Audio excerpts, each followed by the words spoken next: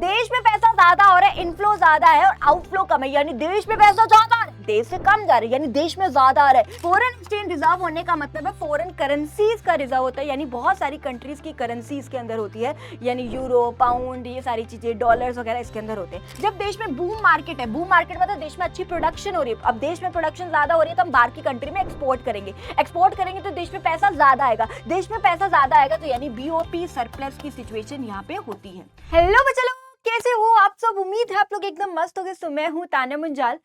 मेरे प्यारे प्यारे बच्चों आज हम एक नए चैप्टर से शुरुआत करने वाले हैं और आज आपकी मैक्रो इकोनॉमिक्स में खत्म कर दूंगी। चैप्टर का नेम देख लीजिए मेरे बच्चे, चैप्टर का नेम है आपका बैलेंस ऑफ पेमेंट, जो है मेरे बच्चे चैप्टर का जो है नेम है।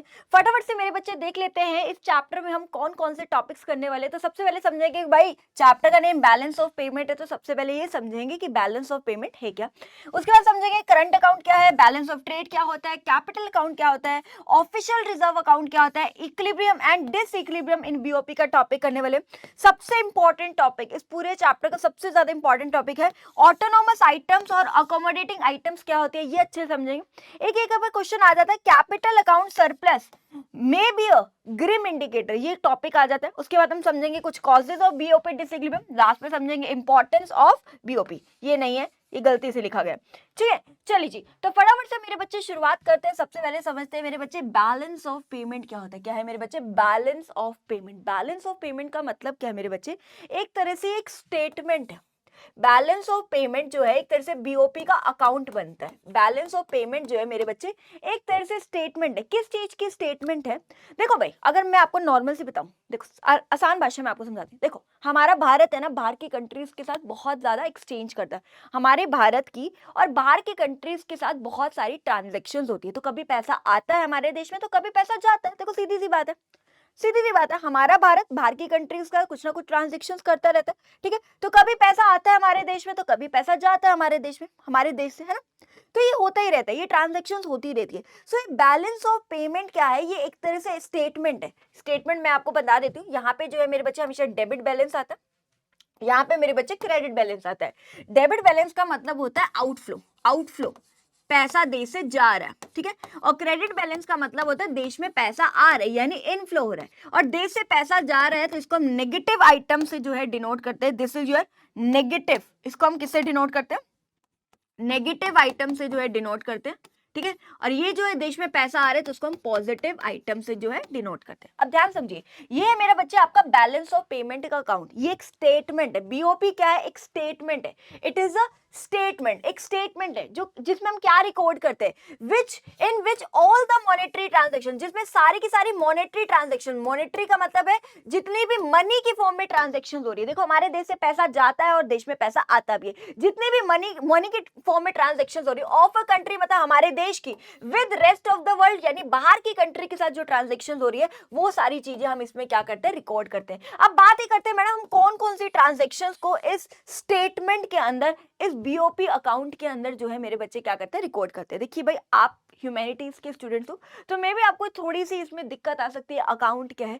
जनरली कॉमर्स के स्टूडेंट जो अकाउंट्स पढ़ते हैं तो उनको ये पता होती है, जैसे कि बीओपी अकाउंट, जैसे ये चीजें आप कॉमर्स के बच्चा रिलेट कर पाता है। लेकिन ह्यूमैनिटीज के बच्चों को मे भी थोड़ी सी दिक्कत है, लेकिन आप इसको समझने की कोशिश करना, बहुत ईजीएस्ट लैंग्वेज में मैं करवा रही हूँ, ठीक है। अभी तक समझ आया? बैलेंस ऑफ पेमेंट का मतलब है हमारा भारत बाहर की कंट्री के साथ कुछ ना कुछ ट्रांजेक्शन करता है। वो ट्रांजेक्शन मनी की फॉर्म में होते हैं, मॉनेटरी फॉर्म में होते हैं। यानी अगर लेट्स से मैंने एक्सपोर्ट किया तो देश में पैसा आएगा, ठीक है। और मान लो लेट्स से इंपोर्ट किया, खरीदा बाहर की कंट्री से, देश से पैसा जाएगा। यानी मॉनेटरी ट्रांजैक्शंस होती है हमारे देश की बाहर की कंट्री के साथ, तो कभी पैसा आता है हमारे देश में तो कभी पैसा जाता है हमारे देश में। वो सारी की सारी ट्रांजैक्शंस को हम इस बीओपी अकाउंट में क्या करते हैं मेरे बच्चे? रिकॉर्ड करते हैं। अब बात ही करते हैं मैम कौन कौन सी ट्रांजैक्शंस को रिकॉर्ड किया जाता है। तो सबसे पहले रिकॉर्ड किया जाता है एक्सपोर्ट या फिर इंपोर्ट्स ऑफ गुड्स, जिसको हम विजिबल आइटम बोलते हैं। विजिबल आइटम मतलब, विजिबल मतलब जिसको आप देख सकते हो अपने आंखों से, विजिबल गुड्स को आप देख सकते हो, इधर से उधर जाते हो आप गुड्स को देख सकते हो, इसलिए हम उसको क्या बोलते हैं? विजिबल आइटम बोलते हैं।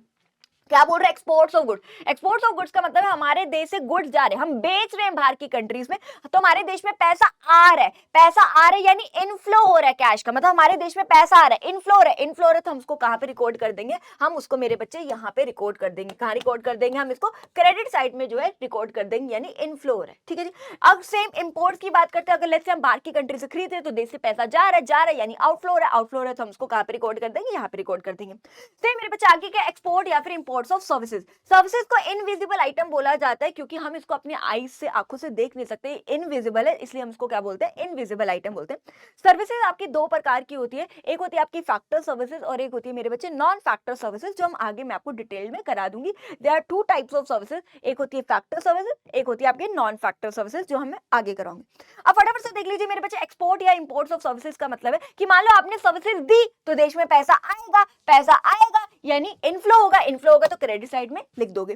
सेम दूसरी तरफ इंपोर्ट ऑफ सर्विसेज, मतलब आप बाहर की कंट्री से सर्विसेज ले रहे हो तो देश से पैसा जा रहा है यानी आउटफ्लो, आउटफ्लो तो आप कहां पे लिख दोगे, यहाँ पे लिख दोगे। नेक्स्ट है मेरे बच्चे यूनिलेटरल ट्रांसफर, जिसको हम क्या बोलते हैं मेरे बच्चे, करंट ट्रांसफर भी बोलते हैं, या इसी को हम ट्रांसफर पेमेंट्स या ट्रांसफर इनकम भी बोला जाता है। ट्रांसफर पेमेंट बोल लो या ट्रांसफर इनकम बोल लो, ठीक है जी।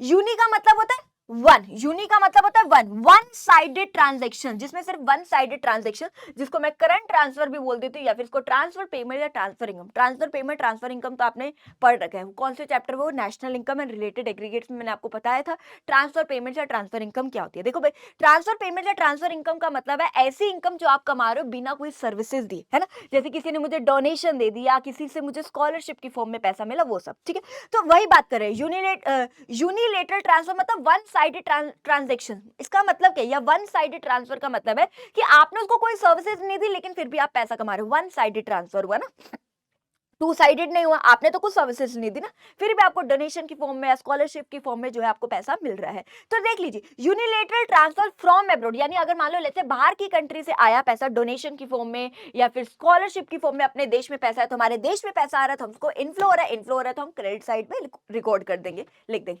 सेम अगर आप ट्रांसफर कर रहे हो, ठीक है, यूनिलेटरल ट्रांसफर टू अब्रॉड हो रहा है या करंट ट्रांसफर टू अब्रॉड हो रहा है या ट्रांसफर पेमेंट्स टू अब्रॉड है, यानी हमारे देश से जा रहा है यानी आउटफ्लो हो रहा है, आउटफ्लो हो रहा है तो हम यहाँ पे लिख देंगे, यहाँ तक ठीक है। नेक्स्ट है मेरे बच्चे sale and purchase of real asset, जिसको मैं फिजिकल एसेट भी बोलती हूँ, जैसे कि प्लांट एंड मशीनरी, बिल्डिंग वगैरह एक्सेट्रा वगैरह, ठीक है। लेट्स से पहला मैं बोल देती हूँ, मैंने सेल करी, कोई बिल्डिंग बेची या कोई मशीनें वगैरह बेची, जिसको मैं रियल एसेट बोल देती हूँ, इसको फिजिकल एसेट भी बोल देती हूँ। अगर मैंने ये बेचा तो देश में पैसा आएगा यानी इनफ्लो होगा, इनफ्लो होगा तो हम कहाँ पे रिकॉर्ड कर देंगे, क्रेडिट साइड में रिकॉर्ड कर देंगे। अगर मैंने बाहर की कंट्री से परचेज करी, कोई मशीन वगैरह खरीदी या बिल्डिंग खरीदी तो देश से पैसा जा रहा है तो यहाँ हम लिख देंगे, यहाँ पे लिख देंगे। नेक्स्ट है मेरे बच्चे international sale and purchase of financial asset like shares and bond, ठीक है। इंटरनेशनल क्यों बोला गया, इंटरनेशनल इसलिए बोला गया क्योंकि हमारा देश बाहर की कंट्री के साथ कर रहा है ना, फॉरेन कंट्री के साथ, यानी रेस्ट ऑफ द वर्ल्ड, जिसका अब्रॉड बोल देते हैं, यानी इंटरनेशनली हो रही है ना ट्रांजेक्शन, तब इसको बोला जा रहा है इंटरनेशनल, ठीक है।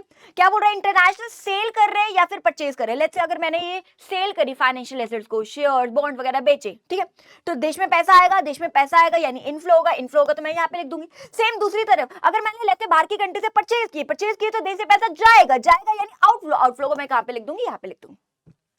यही है मेरा बच्चे balance of payment. Balance of payment का मतलब एक ऐसी स्टेटमेंट है जिसमें हम क्या रिकॉर्ड करते हैं, सारी की सारी मॉनेटरी ट्रांजैक्शंस को रिकॉर्ड करते हैं जो हमारा भारत देश बाहर की कंट्री के साथ करता है। देश में पैसा आता है तो यहाँ लिख देते हैं, देश से पैसा जाता है तो यहाँ लिख देते हैं। अब जो एक चीज जो आपके लिए मेन समझने की चीज है, एक बार मैं थोड़ा सा इसको इरेज कर देती हूँ because I need a space. अब ध्यान समझिए, अगर मान लो मेरे बच्चे आपका डेबिट साइड और क्रेडिट साइड का बैलेंस इक्वल है, अगर आपका डेबिट साइड का बैलेंस और क्रेडिट साइड का बैलेंस इक्वल है, इसको हम बोलते हैं मेरे बच्चे बैलेंस या फिर बैलेंस बीओपी बोल देते हैं। इसको हम बोल देते हैं मेरे बच्चे बैलेंस ऑफ पेमेंट, ठीक है। बैलेंस बीओपी बोलो या बैलेंस ऑफ पेमेंट, मैं आपको यहाँ पे दिखा भी देती हूँ, ठीक है। अगर यहाँ पे देखो ये सेम है, ठीक है, यहाँ पे आपको पता है क्रेडिट साइड वाली ट्रांजैक्शन यहाँ लिखते हो, डेबिट साइड वाली सारी यहाँ, ठीक है।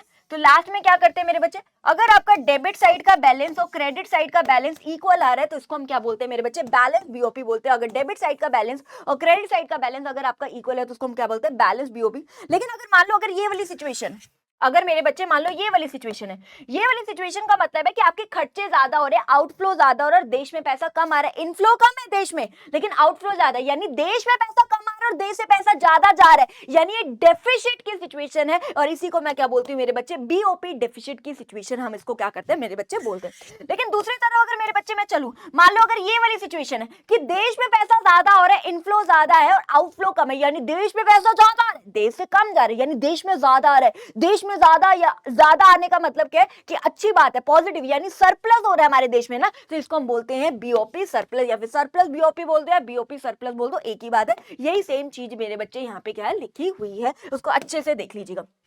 अब ध्यान समझिए मेरे बच्चे, अब मेरे बच्चे जो बीओपी है, बीओपी की 3 कंपोनेंट्स होते हैं, एक होता है आपका करंट अकाउंट, एक होता है मेरे बच्चे आपका कैपिटल अकाउंट और तीसरा होता है मेरे बच्चे ऑफिशियल रिजर्व अकाउंट। ठीक है, तो एक एक करके समझते हैं। अच्छा, एक चीज जो मुझे आपको यहाँ पे समझानी है, ध्यान समझना, ध्यान से समझना, सबका ध्यान अब यही होना चाहिए, बहुत इंपॉर्टेंट चीज है। अभी हमने पढ़ा बैलेंस ऑफ पेमेंट, मैंने बात करी बैलेंस ऑफ पेमेंट के 3 कंपोनेंट्स है, एक करंट अकाउंट, एक कैपिटल अकाउंट, एक आपका ऑफिशियल रिजर्व अकाउंट। ठीक है, जो आप स्टार्टिंग के 3 ट्रांजेक्शन देख रहे हो, जो आप स्टार्टिंग के 3 ट्रांजेक्शन देख रहे हो, वो आपकी करंट अकाउंट के अंदर आती है, वो आपकी करंट अकाउंट के अंदर आती है, और बाकी के जो आप 2 ट्रांजेक्शन देख रहे हो वो आपकी मेरे बच्चे कैपिटल अकाउंट के अंदर आती है, ये आपकी कैपिटल अकाउंट के अंदर आती है। मतलब इतनी तो आती है, इसके अलावा भी आती है कुछ कैपिटल अकाउंट के अंदर। अच्छा, अगर आप ये देख पा रहे हो sale and purchase of real asset, जिसको फिजिकल एसेट यानी प्लांट मशीनरी बिल्डिंग, इसी को मेरे बच्चे हम एफडीआई भी बोल देते हैं।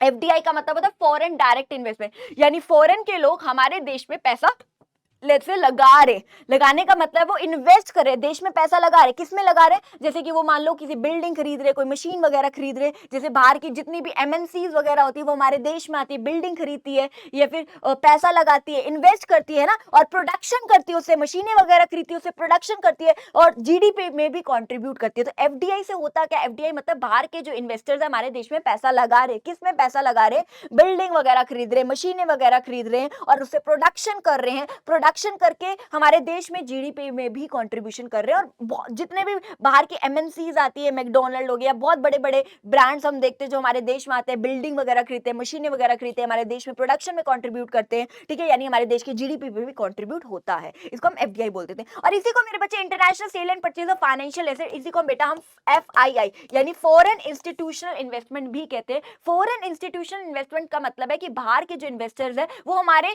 कंपनीज में, यानी फाइनेंशियल इंस्टीट्यूशंस का मतलब है एक तरह से वो फाइनेंशियल कंपनीज में वो पैसा लगाते हैं, यानी वो शेयर्स वगैरह खरीदते हैं, ये डिबेंचर, बॉन्ड, ये सारी चीजों को वो खरीदते हैं। ठीक है, तो एक तरह से अगर मैं बात करूं फॉरेन इंस्टीट्यूशनल इन्वेस्टमेंट का मतलब है कि हमारे देश में आके हमारी कंपनी के शेयर, डिबेंचर, बॉन्ड्स वगैरह खरीदते हैं, और ऊपर वाले में क्या है कि वो हमारे देश में पैसा लगाते हैं, किसी मशीनें वगैरह में या बिल्डिंग वगैरह खरीदते हैं, प्रोडक्शन में कंट्रीब्यूट करते हैं, जीडीपी में कंट्रीब्यूट करते हैं। तो ये फर्क होता है मेरे बच्चे एफडीआई और एफआईआई में, फॉरेन डायरेक्ट इन्वेस्टमेंट और foreign institutional investment. Foreign institutional investment का मतलब है कि हमारे देश के इंस्टीट्यूशन में वो पैसा लगाते हैं, यानी कंपनीज में पैसा लगाते हैं, यानी कंपनी के शेयर, बॉन्ड, डिबेंचर्स वगैरह वो खरीदते हैं।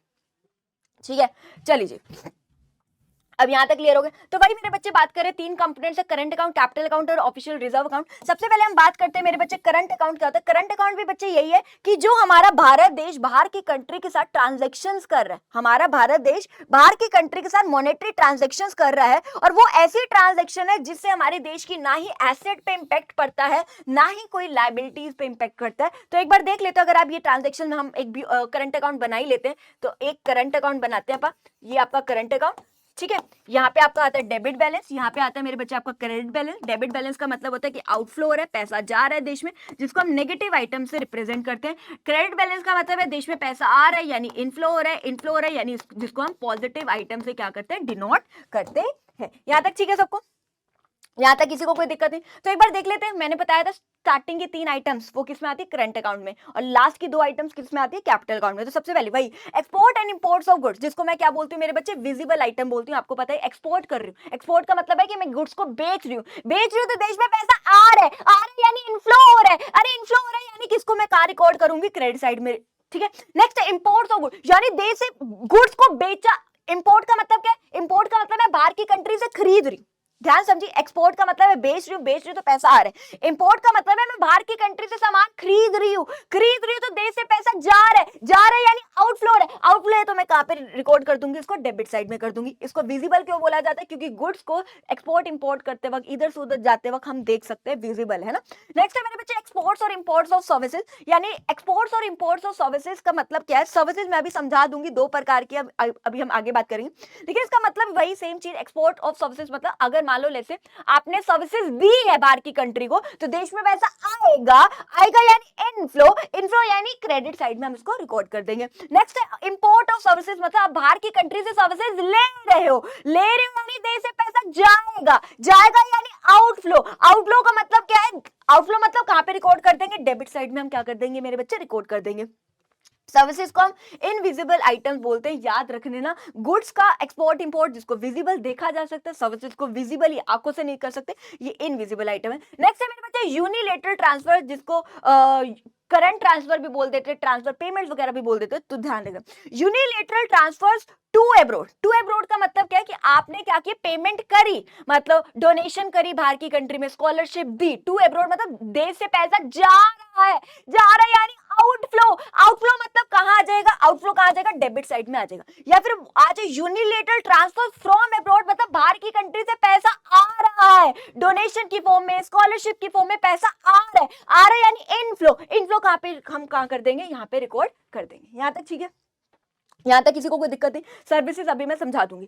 सेम यहाँ पे भी मेरे बच्चे ध्यान समझिए, ये आपका करंट अकाउंट हमने बनाया, सेम यहाँ पे डेबिट साइड होती है, ये आपकी क्रेडिट साइड होती है। जब डेबिट बैलेंस और क्रेडिट बैलेंस इक्वल होता है तो इसको हम बोलते हैं बैलेंस्ड करंट अकाउंट। ये भी आगे मैं यहाँ पे एक डायग्राम शायद बनाया होगा मैंने, ठीक है, यहीं पे देख लो। ठीक है, ये आपका डेबिट साइड का बैलेंस, ये आपका क्रेडिट साइड का बैलेंस। अगर ये दोनों इक्वल है तो इसको मैं क्या बोलती हूँ मेरे बच्चे, बैलेंस करंट अकाउंट बोलती हूँ, क्योंकि यहाँ पे इनफ्लो और आउटफ्लो इक्वल है। इनफ्लो आउटफ्लो इक्वल होने का मतलब है कि जितना देश में पैसा आ रहा है उतना ही देश से पैसा जा रहा है, जितना इनफ्लो हो रहा है उतना ही आउटफ्लो हो रहा है, यानी debit balance equal to credit balance है। इसको क्या बोला जाता है, बैलेंस करंट अकाउंट की सिचुएशन। दूसरी सिचुएशन मैं ले लेती हूँ, लेट्स से ये वाली सिचुएशन ले लेती हूँ, ठीक है। इनफ्लो ज्यादा हो रहा है, देश में पैसा ज्यादा आ रहा है, देश से पैसा कम जा रहा है ना, देश में पैसा ज्यादा आ रहा है, इनफ्लो ज्यादा, देश से पैसा कम जा रहा है, यानी सरप्लस की सिचुएशन है। इसको क्या बोला जाता है मेरे बच्चे, सरप्लस करंट अकाउंट बोला जाता है। और तीसरी सिचुएशन मान लो मैं ये वाली ले लेती हूँ, अगर मान लो लेट्स से ये वाली सिचुएशन है कि आउटफ्लो ज्यादा है, देश से ज्यादा जा रहे हैं, देश में कम आ रहे हैं, यानी डेफिसिट की सिचुएशन। डेफिसिट यानी इसको क्या बोला जाता है, डेफिसिट करंट अकाउंट बोला जाता है, या करंट अकाउंट डेफिसिट भी हम बोल सकते हैं, कोई दिक्कत नहीं है। इसको करंट अकाउंट सरप्लस या सरप्लस करंट अकाउंट एक ही बात है, ठीक है। यहां तक क्लियर है। अब फटाफट से मैंने यहाँ पे बात करी थी मेरे बच्चे, आपकी सर्विसेज दो प्रकार की होती है। अच्छा, ये भी आपके लिए इनविजिबल ही होती है, इसको भी हम इनविजिबल आइटम में ही लेते हैं, ठीक है जी। यूनिलेटरल ट्रांसफर, क्योंकि स्कॉलरशिप की फॉर्म में पैसा या डोनेशन की फॉर्म में पैसा जा रहा है, ऑनलाइन होगा, सीधी सी बात है। मैं पैसा देने के लिए खुद तो उड़ के नहीं जाऊंगी, क्या करूंगी, आजकल ऑनलाइन होता है, मैंने डोनेशन कर दी दूसरी कंट्री में या बाहर की कंट्री से पैसा आ गया, तो ऐसे आप पैसे को ऐसे जाते जाते उड़ते उड़ते देख रहे हो क्या, पैसा को विजिबल है क्या, आंखों में देख रहे हो, पैसा इधर से उधर जा रहा है, उड़ते हुए देख रहे हो क्या, है उसके पंख लगे हुए देख रहे हो क्या पैसों के, नहीं ना, सीधी सी बात है। तो इनविजिबल आइटम है, तो याद रखना इस चीज को। चलिए जी, अब बच्चे सर्विसेज मेरे बच्चे आपकी दो प्रकार की होती है, एक होती है मेरे बच्चे फैक्टर सर्विसेज और एक होती है मेरे बच्चे non factor services. Factor services का मतलब है, अब आपको पता है फैक्टर सर्विसेज कौन सी होती है, लैंड, लेबर, कैपिटल, एंटरप्रेन्योर। मान लो अगर आपने ये सर्विसेज दी है, ये सर्विसेज दी है, लैंड की फॉर्म में या लेबर की तरह काम किया है, या कैपिटल लगाई है, या एंटरप्रेन्योर की बिजनेसमैन की तरह काम किया, तो देश में पैसा आएगा, यानी इनफ्लो होगा। किस किस फॉर्म में आएगा, रेंट की फॉर्म में आएगा, इंटरेस्ट की फॉर्म में आएगा, वेजेस की फॉर्म में आएगा, प्रॉफिट की फॉर्म में पैसा आएगा। अगर आप सर्विसेज दे रहे हो, ये सर्विसेज फैक्टर सर्विसेज दे रहे हो, तो देश में पैसा आएगा यानी इनफ्लो। इनफ्लो यानी क्रेडिट साइड, कहां आएगा, क्रेडिट साइड। क्लियर है इतना, सेम। अगर यही सर्विसेज आप बाहर की कंट्री से ले रहे हो, मैं लैंड ले रही हूं, लेबर की तरह लोग यहाँ पे काम करने आ रहे, किसी ने कैपिटल लगाई, कोई बिजनेसमैन की तरह काम करने आ रहे, आप सर्विसेज ले रहे हो, देश से पैसा जाएगा यानी आउटफ्लो। किस किस फॉर्म में जाएगा, रेंट की फॉर्म में जाएगा, इंटरेस्ट की फॉर्म में जाएगा, वेजेस की फॉर्म में जाएगा, और प्रॉफिट की फॉर्म में जाएगा। पैसा जा रहा है यानी आउटफ्लो, आउटफ्लो यानी डेबिट साइड। ठीक है जी, समझ गए। सेम सर्विसेज मैंने बोला दो प्रकार के, एक फैक्टर सर्विसेज, एक नॉन फैक्टर सर्विसेज, मतलब जैसे कि shipping services, banking services, insurance services. अगर आप ये सर्विसेज ले रहे हो तो देश से पैसा जाएगा यानी आउटफ्लो, आउटफ्लो यानी डेबिट साइड। अगर आपने ये सर्विसेज, ये पहले क्या ली तो दे से पैसा, अगर आप ये सर्विसेज दे रहे हो, शिपिंग सर्विस दी या फिर बैंकिंग सर्विसेज दे रहे हो या इंश्योरेंस सर्विसेज आप दे रहे हो बाहर की कंट्री के लोगों को, तो देश में पैसा आएगा। आएगा यानी इनफ्लो, इनफ्लो यानी क्रेडिट साइड। तो यही मैंने आपको बताया सर्विसेज दो प्रकार की है, अगर आप देते हो पैसा आता है, अगर आप लेते हो सर्विसेज को तो पैसा जाता है। ठीक है, बस वही चीज है मेरे बच्चे, सेम करंट अकाउंट है, इससे आपकी कोई भी एसेट्स और लाइबिलिटीज पे हमारे देश की कुछ भी इंपैक्ट नहीं आ रहा है। सिंपल सी बात है, यहाँ तक क्लियर है। तो करंट कंपोनेंट्स की हमने बात करी, पहला क्या होता है करंट अकाउंट। ठीक है, इसके अंदर क्या क्या आती है, 3 ट्रांजेक्शन जो हमें इंक्लूड करते हैं। ठीक है, simple debit equal to credit है। ठीक है, अगर डेबिट इक्वल टू क्रेडिट है तो बैलेंस करंट अकाउंट, अगर ये सिचुएशन है तो सरप्लस करंट अकाउंट, अगर ये सिचुएशन है तो डेफिशिएंट करंट अकाउंट, जो मैं आपको ऑलरेडी करा चुकी हूँ। ठीक है, अब आज फटाफट से अब जो अगला टॉपिक है वो एक छोटा सा टॉपिक है बैलेंस ऑफ ट्रेड का। बैलेंस ऑफ ट्रेड क्या होता है, जो पहली ट्रांजेक्शन होती है ना, सबसे पहली ट्रांजेक्शन बीओपी की, ये वाली, खाली ये वाला, इसी को बैलेंस ऑफ ट्रेड बोला जाता है। बैलेंस ऑफ ट्रेड क्या होता है, difference between export and imports of goods. यानी अगर एक बार मैं यहाँ पे आई जाती हूँ बैलेंस ऑफ ट्रेड की तरफ, it refers to the difference between exports of goods and imports of goods, जिसको विजिबल आइटम बोला जाता है। इसका भी अकाउंट बनता है, अगर आप देखोगे बैलेंस ऑफ ट्रेड अकाउंट बनता है सेम, या डेबिट बैलेंस, या आपका क्रेडिट बैलेंस होता है, या आउटफ्लो, आउटफ्लो मतलब नेगेटिव आइटम, यहाँ पे इनफ्लो, इनफ्लो का मतलब positive item. Difference between export and imports of goods का मतलब है कि अगर लेट्स से हम एक्सपोर्ट कर रहे हैं तो देश में पैसा आएगा, इनफ्लो, इनफ्लो साइड में लिख देंगे। नेक्स्ट है, अगर आप इंपोर्ट कर रहे हो गुड्स, इंपोर्ट मतलब क्या, बाहर की कंट्री से सामान खरीद रहे हो तो देश से पैसा जाएगा, जाएगा यानी आउटफ्लो होगा, आउटफ्लो होगा यानी कहां पे हम रिकॉर्ड कर देंगे, इसको डेबिट साइड में जो है मेरे बच्चे रिकॉर्ड कर देंगे। तो बैलेंस ऑफ ट्रेड का मतलब ही होता है it is the difference between exports of goods and imports of goods, यानी विजिबल आइटम हम इसमें लेते हैं, वो क्या होता है आपका बैलेंस ऑफ ट्रेड होता है। सो यहाँ पे आपने क्या कर दिया, रिकॉर्ड कर दिया, यहाँ पे आपने जो एक्सपोर्ट किया, देश में पैसा आ रहा है वो यहाँ लिख दिया, कितना पैसा आ रहा है। नेक्स्ट यहाँ पे क्या किया, अगर मान लो आपने इंपोर्ट क्या खरीदा तो देश से पैसा जा रहा है यानी आउटफ्लो, यहाँ पे लिख दिया। और हमें पता है डेबिट बैलेंस जो है should be equal to credit balance होना चाहिए। अगर इक्वल है, इक्वल होने का मतलब क्या है कि ये आपका क्या है, बैलेंस बीओटी सेम, इसका मतलब इनफ्लो आउटफ्लो इक्वल है, जितना देश में पैसा आ रहा है उतना ही देश से पैसा जा रहा है। अगर 10 करोड़ आ रहा है तो 10 करोड़ ही जा रहा है, सिंपल सी बात है। एक होती है सरप्लस की सिचुएशन। अब एक बार यहाँ से आ जाओ, अगर मान लो ये वाली सिचुएशन, इसका मतलब है इनफ्लो ज्यादा है, देश में पैसा ज्यादा आ रहा है, देश से पैसा कम जा रहा है, देश में ज्यादा है, ज्यादा यानी सरप्लस, सरप्लस यानी ये बीओटी सरप्लस की सिचुएशन होती है। और अगर ये वाली सिचुएशन है, मान लो अगर आपकी ये वाली सिचुएशन है, यानी देश से पैसा ज्यादा जा रहा है, देश में कम आ रहा है, ज्यादा जा रहा है देश से पैसा, यानी डेफिसिट की सिचुएशन, डेफिसिट यानी बीओटी डेफिसिट की सिचुएशन यहाँ पे होती है। तो बीओटी भी आपका बैलेंस हो सकता है, सरप्लस हो सकता है और डेफिसिट हो सकता है, जो मैंने आपको अच्छे से यहाँ पे समझा दिया। ठीक है, तो अभी तक हमने करंट अकाउंट भी कर लिया, बीओटी भी कर लिया। अब फटाफट से आ जाइए मेरे बच्चे, कैपिटल अकाउंट क्या होता है। कैपिटल अकाउंट भी एक तरह से यहाँ पे बनता है, सेम कैपिटल अकाउंट बनता है सेम। यहाँ पे आपका डेबिट बैलेंस होता है, यहाँ पे आपका क्रेडिट बैलेंस होता है। डेबिट का मतलब क्या होता है, आपका आउटफ्लो होना, ठीक है, देश से पैसा कितना जा रहा है।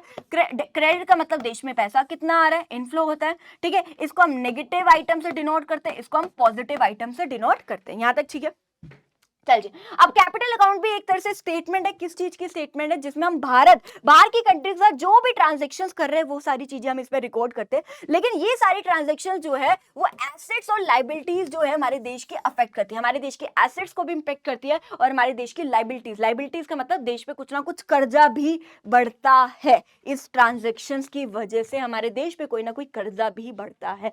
तो यही है मेरे बच्चे कैपिटल अकाउंट, एक तरह से अकाउंट है, एक तरह से अकाउंट है, आप देख पा रहे एक तरह से स्टेटमेंट है, जो क्या शो करती है, सारी की सारी मॉनेटरी ट्रांजैक्शन जो भी मनी की फॉर्म में ट्रांजैक्शन हो रही है ऑफ ए कंट्री यानी हमारे देश की with rest of the world यानी बाहर की कंट्री के साथ, और इसकी वजह जो which is related with assets and liabilities of the country, जो एसेट्स और लायबिलिटीज से रिलेटेड है। आगे चलते हैं मेरे बच्चे, कैपिटल अकाउंट के क्या क्या कंपोनेंट्स है फटाफट से देख लीजिए। सबसे पहले फॉरेन इन्वेस्टमेंट, दूसरा आपका बोरोइंग्स और लेंडिंग्स, और दूसरा है तीसरा आपका मेरे बच्चे अदर्स में आता है। फॉरेन इन्वेस्टमेंट के अंदर क्या आती है मेरे बच्चे, एक आती है एफडीआई और एक आती है एफआईआई। एफआईआई का ही दूसरा नेम है, देख लीजिए, इसी को मेरे बच्चे आप पोर्टफोलियो इन्वेस्टमेंट भी कहते हैं। ये मैंने आपको ऑलरेडी बता दिया था, ये बताया था ना आपको, जो कैपिटल अकाउंट, ये जो लास्ट के दो कंपोनेंट्स है वो किस में आते हैं, कैपिटल अकाउंट में आता है। ये आपका एफडीआई है, ये आपका क्या है, एफआईआई है। ठीक है जी, अब फटाफट से समझते हैं मेरे बच्चे इसमें क्या है टॉपिक। अगर लेट्स से एफडीआई ले लेते हैं, एफडीआई मतलब फॉरेन डायरेक्ट इन्वेस्टमेंट, यानी बाहर के लोग हमारे देश में पैसा लगा रहे, इन्वेस्ट कर रहे हैं। ठीक है, पैसा लगा रहे। लेट्स से अगर मैं बात करूं, हमारे देश में आके बिल्डिंगें खरीद रहे हैं, मशीनें वगैरह खरीद रहे हैं, प्रोडक्शन में कंट्रीब्यूट कर रहे हैं, जीडीपी में कंट्रीब्यूट कर रहे हैं, यानी देश में पैसा लगा रहे, यानी देश में पैसा आ रहा है, देश में पैसा आ रहा है, यानी इनफ्लो हो रहा है। इनफ्लो यानी कहां पे रिकॉर्ड करेंगे, क्रेडिट साइड में रिकॉर्ड कर देंगे। ठीक है, लेकिन दूसरी तरफ अगर हम हमारे देश के लोग बाहर की कंट्री में इन्वेस्ट कर रहे हैं, एफडीआई की फॉर्म में बाहर की कंट्री में इन्वेस्ट कर रहे हैं, बाहर की कंट्री में जाके मशीनें खरीद रहे हैं या बिल्डिंगें वगैरह खरीद रहे हैं, बाहर की कंट्री में इन्वेस्ट कर रहे हैं, तो देश से पैसा जा रहा है यानी आउटफ्लो यानी डेबिट साइड में, यानी आउटफ्लो में हम इसको क्या कर देंगे, रिकॉर्ड कर दोगे। तो ये हमारे एसेट्स को जो है मेरे बच्चे इंपैक्ट करता है, एसेट्स को जो है इंपैक्ट करता है। नेक्स्ट है मेरे बच्चे एफआईआई। एफआईआई मतलब foreign institution investment. Foreign institution investment का मतलब है कि जो फॉरेन के इन्वेस्टर्स है वो हमारे देश के कंपनीज में शेयर्स में, डिबेंचर, बॉन्ड्स वगैरह में खरीद रहे हैं, यानी देश में पैसा आ रहा है, यानी आ रहा है का मतलब क्या है, जल्दी से बताइए, देश में पैसा आ रहा है, देश में पैसा आ रहा है यानी इनफ्लो मतलब यहाँ पे आ जाएगा। सेम अगर हम बाहर की कंट्री के किसी कंपनी में पैसा लगा रहे, शेयर्स वगैरह खरीद रहे, डिबेंचर्स वगैरह, तो देश से पैसा जा रहा है यानी आउटफ्लो यानी डेबिट साइड में हम इसको लिख देंगे। नेक्स्ट है मेरे बच्चे बोरोइंग्स क्या होती है, लेंडिंग्स क्या होती है। लेंडिंग्स, अगर लेंडिंग्स का मतलब क्या होता है, लेंडिंग का मतलब होता है कि आप किसी को पैसा दे रहे हो। पहले हम बोरोइंग्स भी करेंगे, पहले लेंडिंग्स कर लो। लेंडिंग मतलब आप किसी को पैसा दे रहे हो, उधारी दे रहे हो। बोरो का मतलब आप उधार ले रहे हो, लेंडिंग का मतलब आप उधार दे रहे हो। लेंडिंग मतलब कि इसका मतलब ये है कि हम बाहर की कंट्री को उधार दे रहे हैं, यानी देश से पैसा जा रहा है यानी आउटफ्लो यानी आउटफ्लो कहां पे आ जाएगा, डेबिट साइड में आपका आ जाएगा। बोरोइंग्स का मतलब कि मैं बाहर की कंट्री से पैसा ले रही, ठीक है, ले रही पैसा जो है ले रही हूं यानी इनफ्लो हो रहा है। इनफ्लो यानी पैसा आ रहा है, इनफ्लो यानी कहां पे रिकॉर्ड कर देंगे, क्रेडिट साइड में। ध्यान समझिए, बोरिंग्स होती है, एक लेंडिंग्स होती है। लेंडिंग का मतलब होता है पैसा देना, ठीक है, बोरिंग्स का मतलब पैसा लेना, उधार लेना। लेंडिंग मतलब किसी को उधार देना, तो आप दे रहे हो तो दे से पैसा जा रहा है यानी आउटफ्लो को मैं यहाँ पे आउटफ्लो को कहां पे रिकॉर्ड कर देंगे, डेबिट साइड में। और बोरिंग्स मतलब पैसा आप ले रहे हो बाहर की कंट्री से, उधारी ले रहे हो यानी देश में पैसा आ रहा है यानी इनफ्लो हो रहा है, और इनफ्लो को हम यहाँ पे कर देंगे। अब मेरे बच्चे बोरिंग्स आपके दो प्रकार की होती है, एक होती है आपकी एक्सटर्नल कमर्शियल बोरिंग और एक होती है मेरे बच्चे external assistant boring. External commercial boring का मतलब है कि आप जो बाहर की कंट्री से उधार ले रहे हो वो मार्केट रेट ऑफ इंटरेस्ट पे ले रहे हो। मार्केट रेट ऑफ इंटरेस्ट का मतलब है जो मार्केट में रेट ऑफ इंटरेस्ट चल रहा है उसी रेट ऑफ इंटरेस्ट पे जो आप उधारी ले रहे हो। मान लो मार्केट में 12% रेट ऑफ इंटरेस्ट चल रहा है, तो आप 12% रेट ऑफ इंटरेस्ट पे क्या ले रहे हो, उधारी ले रहे हो। नेक्स्ट है मेरे बच्चे, एक होता है external assistant boring. External assistant boring का मतलब है कि आप जो बाहर की कंट्री से उधारी ले रहे हो वो कंसेशन रेट ऑफ इंटरेस्ट पे ले रहे हो। कंसेशन का मतलब होता है छूट, कंसेशन का मतलब होता है छूट। छूट का मतलब है कि मार्केट से कम रेट ऑफ इंटरेस्ट पे जब आप उधार लेते हो, मान लो मार्केट में 12% रेट ऑफ इंटरेस्ट चल रहा था, लेकिन आपके देश की हालत इतनी बुरी थी कि आप इतना अफोर्ड ही नहीं कर सकते थे रेट ऑफ इंटरेस्ट, तो आपने बाहर की कंट्री से थोड़े कंसेशन रेट ऑफ इंटरेस्ट पे जो है लोन लिया। मान लो 12% मार्केट पे चल रहा था, लेकिन आपने 10% रेट ऑफ इंटरेस्ट पे लिया। इसको हम कहते हैं कंसेशन रेट ऑफ इंटरेस्ट। का मतलब है मार्केट से कम रेट ऑफ इंटरेस्ट पे क्या कर रहे हो, आप लोन ले रहे हो, यानी पैसा तो आ ही रहा है ना, दोनों में पैसा आ रहा है यानी इनफ्लो। इनफ्लो को काम डाल देंगे हम क्रेडिट साइड में डाल देंगे। नेक्स्ट है मेरे बच्चे अदर्स। अदर्स में आती है सबसे पहले एनआरआई डिपॉजिट। एनआरआई डिपॉजिट का मतलब क्या है कि मान लो बाहर किसी एनआरआई ने, नॉन रेजिडेंट ऑफ इंडिया ने हमारे देश में पैसा लगाया, यानी देश में पैसा डिपॉजिट कर रहे हैं, यानी देश में पैसा आ रहा है यानी इनफ्लो। इनफ्लो को कहां डाल देंगे, क्रेडिट साइड में डाल देंगे। दूसरा मेरे बच्चे बैंकिंग कैपिटल। बैंकिंग कैपिटल का मतलब है कि लेट्स से एग्जांपल ले लेती हूं, बाहर के बैंक्स ने हमारे देश के बैंक्स में पैसा लगाया, यानी देश में पैसा आ रहा है यानी इनफ्लो। इनफ्लो किसको डाल देंगे, क्रेडिट साइड में डाल देंगे। लेकिन इसका दूसरा ले लेते हैं, लेट्स से अगर हमारे देश के बैंक ने बाहर की कंट्री के बैंक में पैसा डिपॉजिट किया तो देश से पैसा जा रहा है यानी आउटफ्लो यानी किसमें डाल देंगे मेरे बच्चे, डेबिट साइड में डाल देंगे। नेक्स्ट है मेरे बच्चे short term trade credit. Short term का मतलब होता है स्मॉल पीरियड ऑफ टाइम के लिए, ट्रेड का मतलब व्यापार, क्रेडिट का मतलब लोन, यानी आप बाहर की कंट्री से लोन ले रहे हो for short period of time के लिए लोन ले रहे हो, यानी देश में पैसा आ रहा है यानी इनफ्लो यानी क्रेडिट साइड में। दूसरी तरफ अगर आपने बाहर की कंट्री को लोन दे रहे हो, शॉर्ट पीरियड ऑफ टाइम के लिए लोन दे रहे हो, ट्रेड क्रेडिट मतलब शॉर्ट पीरियड ऑफ टाइम के लिए आप लोन दे रहे हो, यानी देश से पैसा जा रहा है यानी आउटफ्लो कहां पे आ जाएगा, डेबिट साइड में आ जाएगा। ठीक है जी, सो यही मेरे बच्चे कैपिटल अकाउंट है। अगर आप देखो इससे एसेट पे इंपैक्ट होता है, इससे हमारे देश की लायबिलिटीज पे इंपैक्ट होता है, क्योंकि आप बोरोइंग्स कर रहे हो, उधार ले रहे हो, तो भाई उधार लोगे तो चुकाना भी पड़ेगा, इससे देश की लायबिलिटी कर्जा भी बढ़ता है। ठीक है, तो सेम मेरे बच्चे सेम अगर मैं यहाँ पे चलूं, हमें पता है इस साइड डेबिट साइड इस साइड क्रेडिट, आपका डेबिट जो है should be equal to credit side होना चाहिए, जिसको मैं क्या बोल देती हूँ, बैलेंस कैपिटल अकाउंट। लेकिन अगर मान लो ये वाली सिचुएशन है तो इसको मैं क्या बोल देती हूँ, सरप्लस कैपिटल अकाउंट, ठीक है। और अगर मान लो सेम वही चीजें, अगर मान लो ये वाली सिचुएशन है तो इसको क्या बोल देते हैं, डेफिशिएंट कैपिटल अकाउंट, जो मैंने आपको पहले भी ऐसी चीजें समझा दी है, सेम है। नेक्स्ट है मेरे बच्चे, अब हमें पता है बैलेंस ऑफ पेमेंट के 3 कंपोनेंट से हमने बात करे थे। कौन कौन से 3 कंपोनेंट से, एक था करंट अकाउंट, एक था कैपिटल अकाउंट और एक है आपका ऑफिशियल रिजर्व अकाउंट। ध्यान समझिएगा, ऑफिशियल रिजर्व अकाउंट क्या होता है, बड़े ध्यान से समझना। Official reserve account, official reserve account को बच्चे एक एग्जांपल से मैं आपको समझाने की कोशिश करूंगी, बड़े ध्यान से समझना। बेसिकली ऑफिशियल रिजर्व अकाउंट होता क्या है, ध्यान से समझना। एक आरबीआई होता है, आरबीआई जो है मेंटेन करता है या बनाता है एक ऑफिशियल रिजर्व अकाउंट। एक तरह से अकाउंट कौन बनाता है, आरबीआई बनाता है। तो एक बार देख लीजिए इसका meaning, it is a foreign exchange reserve which is maintained by the RBI. Official reserve account क्या होता है, एक ऐसा अकाउंट होता है, ये आपका मान लो ऑफिशियल रिजर्व अकाउंट है, ऑफिशियल रिजर्व अकाउंट, ठीक है। ये ऐसा अकाउंट है जो कौन मेंटेन करता है, आरबीआई मेंटेन करता है। और इस अकाउंट में क्या होता है, इस अकाउंट में बहुत सारा फॉरेन एक्सचेंज रिजर्व होता है।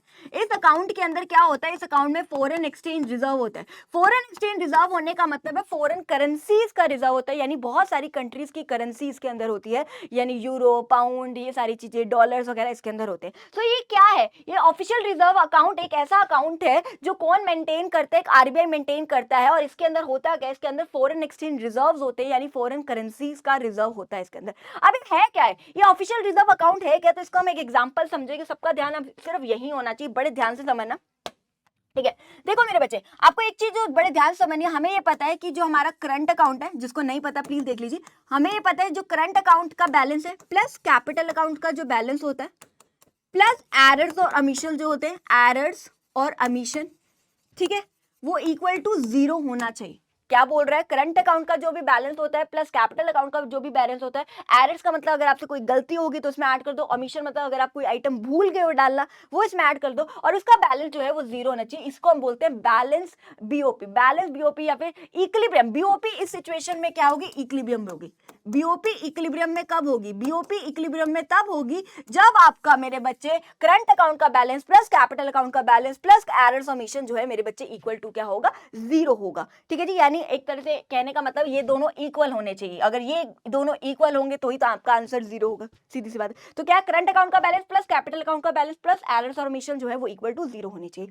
लेकिन अगर इक्वल टू 0 नहीं है, इक्वल टू 0 नहीं है तो दो सिचुएशन अराइज हो सकती है, या तो बीओपी सरप्लस की सिचुएशन अराइज हो सकती है, या तो बीओपी डेफिसिट की सिचुएशन आ सकती है। बीओपी सरप्लस में क्या किया जाएगा और बीओपी डेफिसिट में क्या किया जाएगा, ध्यान समझिए। ऑफिशियल रिजर्व अकाउंट का काम ही क्या होता है मेरे बच्चे, ऑफिशियल रिजर्व अकाउंट का काम होता है बीओपी के बैलेंस को इक्विलिब्रियम, मतलब बीओपी को बैलेंस करना। ध्यान समझिए, ऑफिशियल रिजर्व अकाउंट का जो काम ही यही होता है, बीओपी का जो अमाउंट आ रहा है उसको बैलेंस करना, यानी इक्वल टू 0 लेके आना, इसका मतलब ये होता है। अब ध्यान समझिए मेरे बच्चे, लेट्स से अगर आप एग्जांपल देख रहे हो, सबका ध्यान अब यही होना चाहिए। देखिए हमने क्या बात करी, करंट अकाउंट का बैलेंस प्लस कैपिटल अकाउंट का बैलेंस प्लस एरर्स ओमिशन जो इक्वल टू 0 होनी चाहिए। अगर आप देखो यहाँ पे क्या लिखा हुआ है, एक्सपोर्ट और इंपोर्ट आ गई, ठीक है। एक्सपोर्ट्स में से इंपोर्ट गया आपका क्या आ गया, ट्रेड बैलेंस, यानी ये बीओटी आ गया, आपका बैलेंस ऑफ ट्रेड आ गया, ठीक है जी, बैलेंस ऑफ ट्रेड इतना आ गया, ठीक है। और हमें पता हमें क्या चाहिए, अब करंट अकाउंट चाहिए, तो इसके अंदर ये आपका क्या विजिबल आइटम है ना, ये दोनों आपकी विजिबल आइटम है, ठीक है। इसी के अंदर अगर मैं इनविजिबल आइटम नेट ऐड कर दूं, यानी सर्विसेज वाला भी डाल दूं और यूनिलेटरल ट्रांसफर्स भी डाल दूं, ठीक है जी, ये अमाउंट इधर आ गया, तो मेरे पास ये क्या आ गया मेरे बच्चे, करंट अकाउंट का बैलेंस आ गया जो कि नेगेटिव में, ठीक है जी, ठीक है। अब कैपिटल अकाउंट का बैलेंस, करंट अकाउंट का बैलेंस, ठीक है, प्लस कैपिटल अकाउंट का बैलेंस प्लस एरर्स ओमिशन जो मेरे से कोई गलती होगी, तो मेरे पास जो ओवरऑल बैलेंस आया वो कितना आया, 363 आया।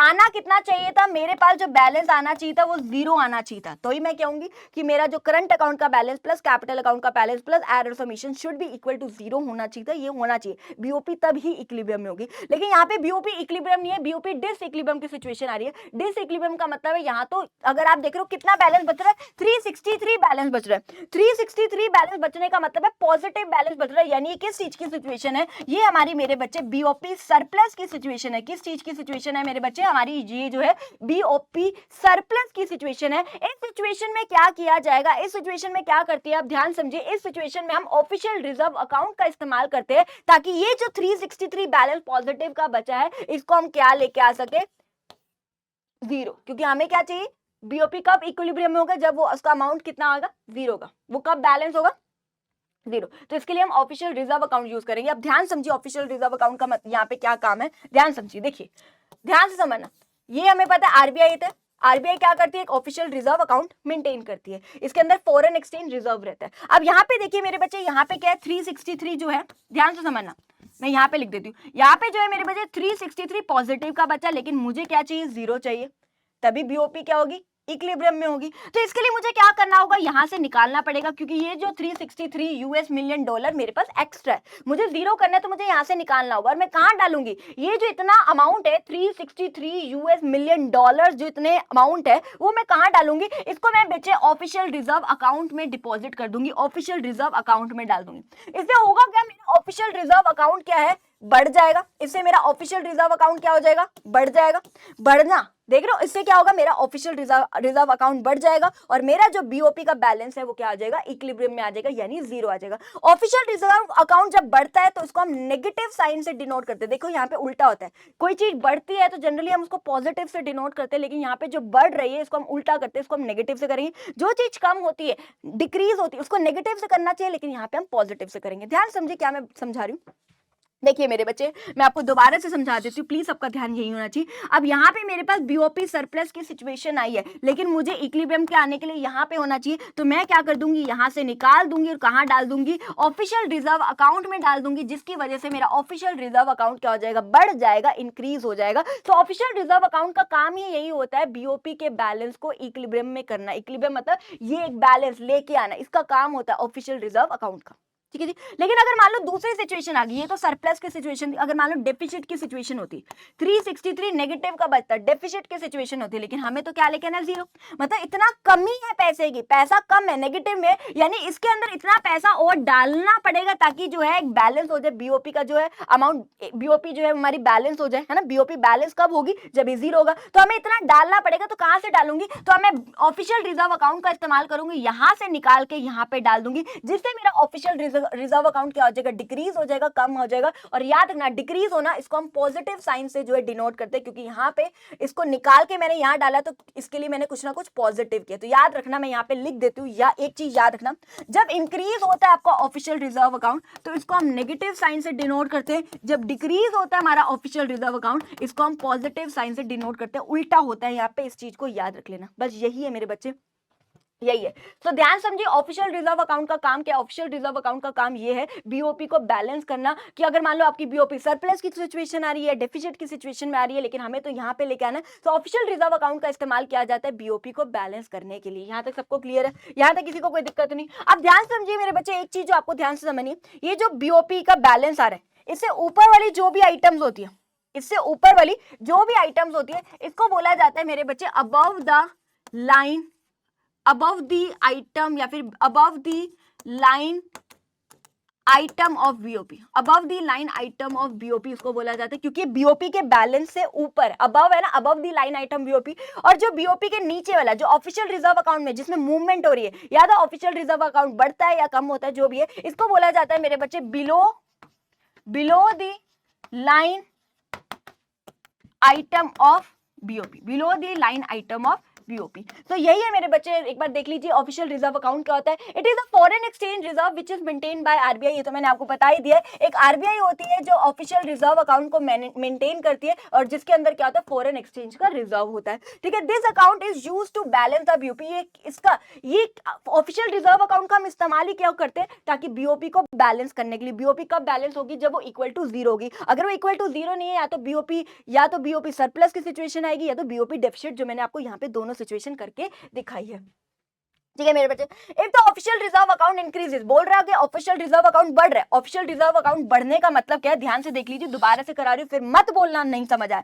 अगर सरप्लस का बैलेंस बच रहा है अगर आपका, ठीक है, हमें क्या करना है, जीरो, दोबारा से करा रही हूँ, हमें क्या करना है, जीरो, तो मैं क्या करूंगी, यहां से निकाल दूंगी इतना पैसा, और कहां पे डाल दूंगी, ऑफिशियल रिजर्व अकाउंट में डाल दूंगी, जिससे आपका ऑफिशियल रिजर्व अकाउंट जो है ऑफिशियल रिजर्व अकाउंट का बैलेंस बढ़ेगा, और जब बढ़ता है तो उसको हम मेरे बच्चे नेगेटिव साइन से डिनोट करते हैं, क्योंकि निकाल के यहां डाला ये तो बढ़ गया, क्योंकि इसके लिए मैंने निकाला है, नेगेटिव किया ना यहां से, तो इसको हम नेगेटिव साइन से डिनोट करते हैं। तो वही मेरे बच्चे यहाँ पे बोल रहे हैं कि अगर आपका ऑफिशियल रिजर्व अकाउंट बढ़ता है तो उसको हम नेगेटिव साइन से डिनोट करते हैं, बट अगर आपका ऑफिशियल रिजर्व अकाउंट डिक्रीज होता है तो उसको हम पॉजिटिव साइन से डिनोट करते हैं। डिक्रीज होने का मतलब क्या, ध्यान से समझिए। अगर मान लो डेफिसिट की सिचुएशन है, माइनस का 363 बच रहा है मान लो, लेकिन हमें जीरो करना है, तो इसके अंदर इतना पैसा और डालना पड़ेगा। तो कहां से डालूंगी, यहां से निकालूंगी और यहाँ पे डाल दूंगी, जिससे ऑफिशियल रिजर्व जो है मेरा क्या हो जाएगा, कम हो जाएगा। कम होने का मतलब यहाँ पे हम साइन उल्टा होता है, डिक्रीज में जनरली हमें माइनस करना चाहिए, लेकिन पॉजिटिव साइन से हम डिनोट करते हैं, क्योंकि यहाँ पे मैंने क्या किया, पॉजिटिव किया।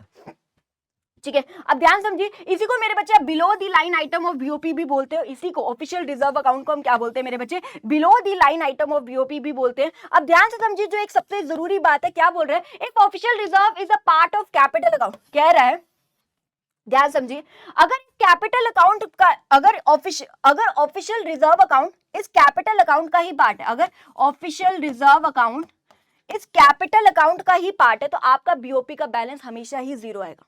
देखिए क्या बोल रहा है, अगर आपका official reserve account capital account का पार्ट है, तो आपका जो है बैलेंस जो है बीओपी का, वो हमेशा जीरो ही आएगा, बैलेंस होगा हमेशा। लेकिन अगर वो नहीं पार्ट है, अब यहाँ पे देखिए वो नहीं पार्ट था ना, ऑफिशियल रिजर्व अकाउंट नहीं पार्ट था, ठीक है, नहीं पार्ट था, तो इससे क्या होगा, या तो आपकी बीओपी सरप्लस की सिचुएशन आएगी या फिर डेफिसिट की सिचुएशन आएगी। तो उसके लिए हम एक सेपरेट ऑफिशियल रिजर्व अकाउंट बनाते हैं, जैसे कि यहाँ बनाया है, और इसका यूज करके हम बीओपी को क्या करते हैं मेरे बच्चे, बैलेंस करते हैं। तो वही बोल रहे हैं कि अगर कैपिटल अकाउंट के अंदर ही आपका बीओपी इंक्लूडेड, कैपिटल अकाउंट के बैलेंस के अंदर ही अगर आपका ऑफिशियल रिजर्व अकाउंट का बैलेंस इंक्लूडेड है, तो आपका जो बीओपी का बैलेंस जो है वो हमेशा क्या होगा, जीरो आएगा, यानी वो हमेशा बीओपी आपकी बैलेंस रहेगी। लेकिन अगर आपका ऑफिशियल रिजर्व अकाउंट इसका पार्ट नहीं है, तो हम एक सेपरेट अकाउंट बनाते हैं। अगर आप देखो यहाँ पे हमने सेपरेट अकाउंट बनाया है, ठीक है, उस सिचुएशन में आपका जो बीओपी का बैलेंस या तो डेफिसिट में बचेगा या सरप्लस में बचेगा, जैसे आप यहाँ पे देख पा रहे हो सरप्लस में बचे, तो एक सेपरेट अकाउंट बनाया जाएगा, इसका यूज करके हम बीओपी को क्या करेंगे मेरे बच्चे, बैलेंस करेंगे। ठीक है, अगर आपको ये पॉइंट क्लियर भी नहीं हुआ तो भी टेंशन ना लीजिए, इतना जरूरी नहीं है, बस इतना देख लीजिए। If official reserve is a part of capital account, अगर कैपिटल अकाउंट का पार्ट है, then BOP will always zero, तो आपकी बीओपी हमेशा जीरो होगी। बट अगर ऑफिशियल रिजर्व अकाउंट पार्ट नहीं है कैपिटल अकाउंट का, तो आपका बीओपी का बैलेंस या तो सरप्लस होगा या फिर डेफिसिट होगा। जैसे यहाँ पे आपका official reserve account capital account का पार्ट नहीं है, ठीक है, तो आप देख रहे हो आपकी बीओपी का बैलेंस या तो सरप्लस होगा या डेफिसिट बनेगा, और इसके लिए हम एक सेपरेट ऑफिशियल रिजर्व अकाउंट बनाएंगे ताकि हम बीओपी को क्या कर सके, बैलेंस कर सके। Am I clear to you all? तो यही मेरे बच्चे टॉपिक है। अब ये टॉपिक क्लियर हो गया, अब फटाफट से देख लीजिए मेरे बच्चे, जो अगला टॉपिक है equilibrium and disequilibrium in BOP. Equilibrium in BOP तो आपको पता है कब होगा, जब करंट अकाउंट का बैलेंस प्लस कैपिटल अकाउंट का बैलेंस प्लस एरर समीशन जो होगी इक्वल टू जीरो होगी। अब बोल रहे हैं बीओपी डिसइक्विलिब्रियम की सिचुएशन का मतलब है कि जब आपका करंट अकाउंट का बैलेंस कैपिटल अकाउंट का बैलेंस प्लस एरर्स और omission equal to not zero, जब जीरो नहीं होगा तो क्या होगा, बीओपी डिसइक्विलिब्रियम की सिचुएशन होगी। तो उस सिचुएशन में आप ऑफिशियल रिजर्व का जो है मूवमेंट करोगे, वो तो आपको पता है जब जीरो नहीं है तो ऑफिशियल रिजर्व अकाउंट का इस्तेमाल किया जाता था,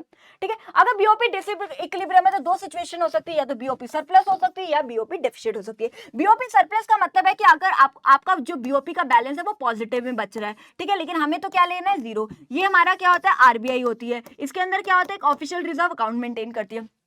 अब पॉजिटिव का बैलेंस हमें जीरो करना है, तो मुझे यहां से निकालना पड़ेगा। अब निकालना पड़ेगा तो कहां डालूंगी, निकाल के ऑफिशियल रिजर्व अकाउंट में, जिससे मेरा ऑफिशियल रिजर्व अकाउंट क्या होगा, बढ़ेगा, ठीक है। तो वही है, जब करंट अकाउंट का बैलेंस कैपिटल अकाउंट का बैलेंस में कुछ पॉजिटिव नंबर होता है, उसको हम कहते हैं बीओपी सरप्लस। इसकी वजह से क्या होता है, आपका जो ऑफिशियल रिजर्व है वो क्या होता है, इंक्रीज होता है। नेक्स्ट है मेरे बच्चे बीओपी डेफिसिट। क्या होता है बीओपी डेफिसिट का मतलब क्या है, जब करंट अकाउंट का बैलेंस प्लस कैपिटल अकाउंट का बैलेंस प्लस एरर्स और ओमिशन का कुछ नेगेटिव नंबर बचते हैं। नेगेटिव मतलब मान लो 360 -363 बच रहे हैं, लेकिन मुझे क्या चाहिए, मुझे तो जीरो चाहिए। ये क्या है, मेरा आरबीआई है, ठीक है, ये क्या है, एक ऑफिशियल रिजर्व अकाउंट को वो क्या करेगी, मेंटेन करती है। तो अब मुझे यहाँ पे कमी है तो इसके अंदर डालना पड़ेगा 363 का बैलेंस, तो ही जो है बीओपी बैलेंस होगी। तो कहां से निकालूंगी, तो मैं ऑफिशियल रिजर्व अकाउंट में से निकालूंगी और यहाँ डाल दूंगी। इससे मेरा ऑफिशियल रिजर्व अकाउंट क्या होगा, कम होगा। इससे मेरा ऑफिशियल रिजर्व अकाउंट क्या होगा, डिक्रीज होगा। ठीक है, यहाँ तक क्लियर है सबको? अब ध्यान समझिए मेरे बच्चे, जो अगला टॉपिक है वो है आपका ऑटोनोमस आइटम्स क्या होती है और अकोमोडेटिंग आइटम्स क्या होती है। ध्यान समझिए, ऑटोनोमस आइटम्स का मतलब क्या है, autonomous items refers to such BOP transaction which are undertaken for consideration of profit. देखिए ध्यान समझिए, ऑटोनोमस आइटम अगर आपको याद हो, मैंने यहाँ पे आपको कराई भी थी, एक बार ध्यान समझिए, सबका ध्यान अब यही होना चाहिए, प्लीज सबका ध्यान यही होना चाहिए। जो अपन ने बेटा जो पहली यानी अरे कलर ही बेकार सा है, गुलाबी लेते हैं, ठीक है। अगर आप मेरे बच्चे देख पा रहे हो ये ओवरऑल बैलेंस है, बीओपी के बैलेंस से ऊपर वाली आइटम्स को हमने क्या बोला था, above the line item BOP. इसी को मेरे बच्चे हम ऑटोनोमस आइटम भी बोलते हैं, इसी को मेरे बच्चे आप ऑटोनोमस आइटम्स भी बोलते हो, ऑटोनोमस आइटम।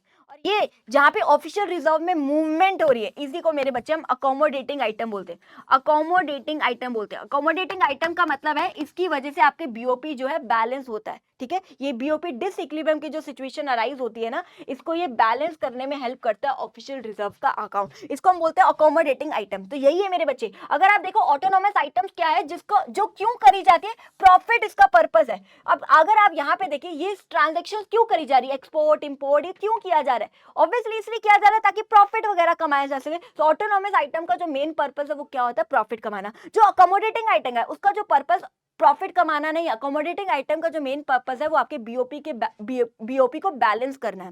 ध्यान समझिए, अकोमोडेटिंग आइटम का जो मेन ऑब्जेक्टिव वो क्या है, सिर्फ बीओपी को बैलेंस करना, जो डिसइक्विलिब्रियम में आ गई उसको बैलेंस करना, उसको इक्विलिब्रियम की सिचुएशन में लेके आना। इसका ऑब्जेक्टिव प्रॉफिट कमाना नहीं। तो वही है मेरे बच्चे, इसका ऑब्जेक्टिव क्या है, प्रॉफिट कमाना है। लेकिन इसका ये फ्री है, फ्री फ्रॉम प्रॉफिट, इसका ऑब्जेक्टिव प्रॉफिट कमाना नहीं है। Autonomous items are the cause of BOP imbalance, इसी की वजह से बीओपी सरप्लस और इसी की वजह से बीओपी डेफिसिट की सिचुएशन आती है।